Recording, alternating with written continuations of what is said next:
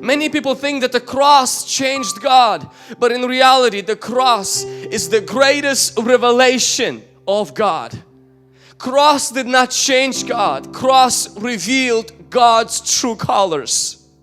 The first thing cross reveals about God is the vertical part. It's God's holiness. If God would not be holy, Jesus wouldn't have to die for our sin. The fact that Jesus had to die for our sins says one thing, is that our sin will do to us what it did to Jesus Christ. And if God could not find a loophole for His Son when He carried my sin, do you think God will find a loophole for you when you carry your sin? That shows how holy God is. What my sin did to Jesus, my sin will do no less to me and will do no less to you. The Bible says wages of sin is death. If death is the wages of sin, that means sin is work. And I know sin is work because I've met with people who are full-time sinners. Full-time.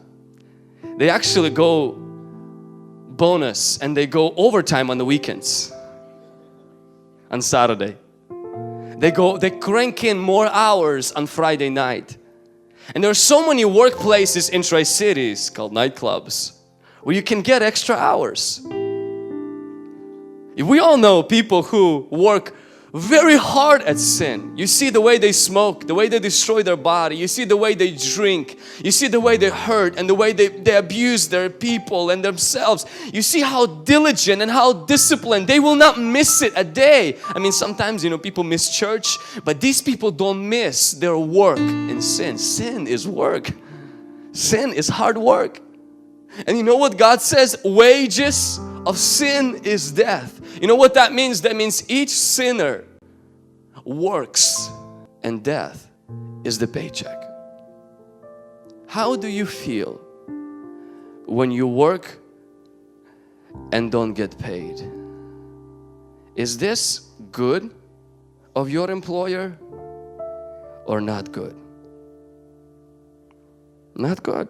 That's what you expect on Friday from your employer. You expect to get what you worked for so hard.